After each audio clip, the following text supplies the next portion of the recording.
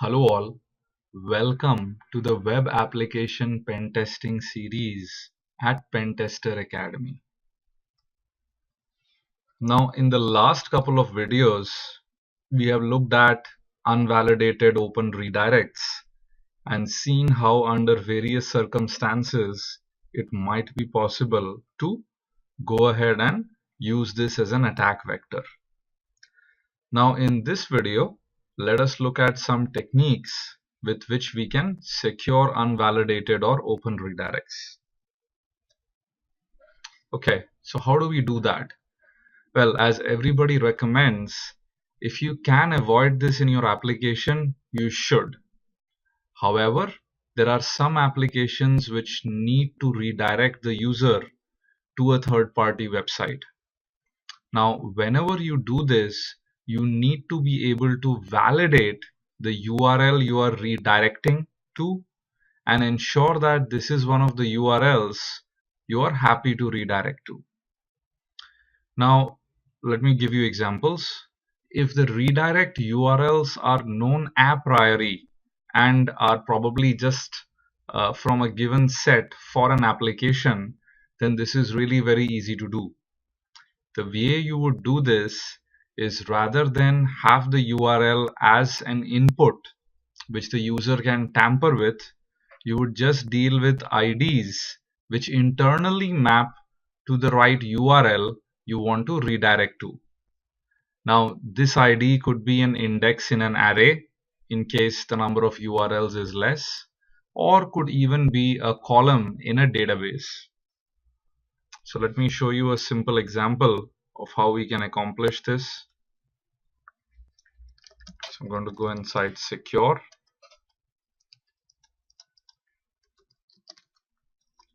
Now in index.php, what you would notice now we have a call to redirect.php, but the only parameter being passed is id equals 1. So if I go in here, type in secure, and I copy this link out and paste it here, you'll actually find we only have id equals 1. And if we hit an enter, this redirects to securitube.net. Now if I go ahead and change this to 2, you notice it suddenly says invalid URL, right? Now let's go and look at the code for redirect.php. Now in this case, I've done a very simple implementation, and I take in the ID parameter and basically go through a set of ifs. In this case only one, but you could of course have an if, else if and all that. And basically I say, hey, if this is 1, then I need to redirect to securitube.net. And clearly, as you can imagine, ID could actually be an index in an array where all of these URLs, or rather the allowed URLs for the application, are mapped. And if anything else is requested, any other ID, then we throw out whatever error is applicable to the application. So you can clearly see with such an implementation, the user cannot add a new URL to this list in any way and can only redirect to the predefined set of URLs which the application developer would want you to.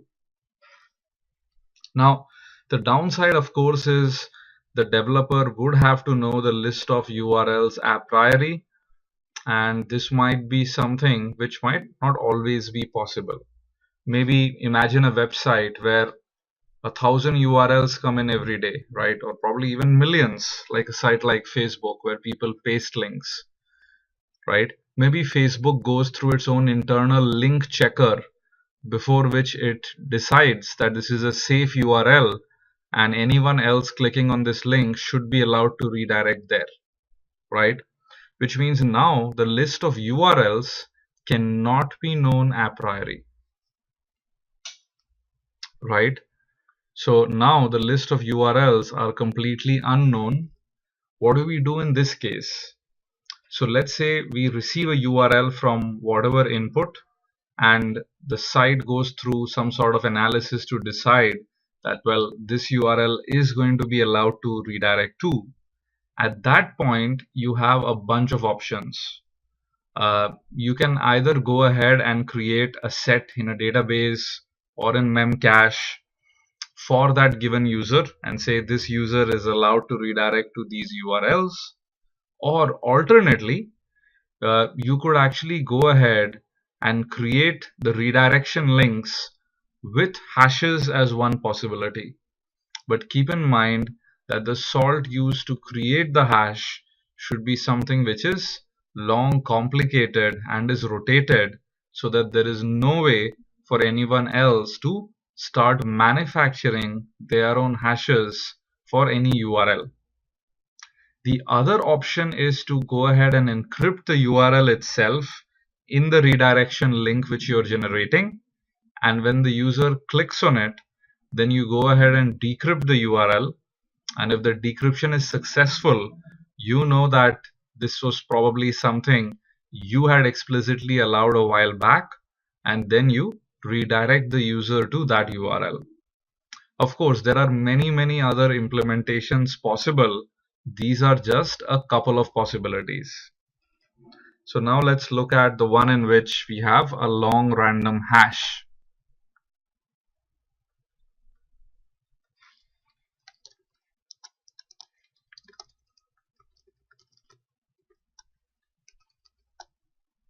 Okay, so now if I go in here and I go to secure2, we see this link. Let me copy this out, paste this in here, and now you'll actually notice there is a hash. Now, going by the different experiments we did in the last couple of videos, you would actually find that this is not a hash which you can easily crack and understand, right? There would be no way by which you can figure out, to some extent, even the algorithm. It might be quite difficult. And even if you do figure it out, you'll actually find that this one uses a salt. And the salt isn't very simple to decipher or to break. The salt is actually quite complicated. And hence you would have no option but to give up as an attacker. So let me show you the code. Let's actually hit an enter here first. You notice we are redirected to securitytube.net. And now let me look at the code. If I look at index.php, you notice the salt is quite complicated, literally. And the rest of the code really is what we have looked at before, which is, we take the salt, we concatenate it with the URL, and then we create basically the hash from that. Now, keep in mind that in a real world application, of course, many of these URLs may come in as input. And once your application, using whatever technique, is happy that this is a URL you would redirect to, you can go ahead and create these hashes and even store them in memory in Memcache or in other places. So if we now look at redirect.php, it's pretty much the same. We have the salt up here. We take the URL as input, we take the hash as input, and then we compare this against the hash we create using the salt and URL. And if that matches, we do the redirection, else we say invalid redirect URL. So let's say paste this, change this to a 4, it just won't work. Now keep in mind, of course, that in this technique, or in the one where you might choose to even employ encryption over the URL, the secrecy of the salt or the encryption key is the most important thing to go ahead and preserve the security of this mechanism.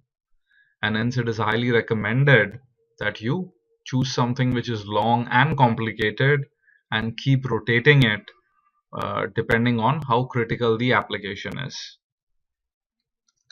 Now, I haven't done the encryption demo. I really think you can do it yourself if you know a bit of PHP.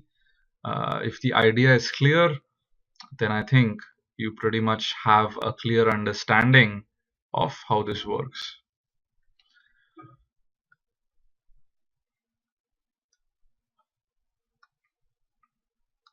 So that's all I have in mind for this video.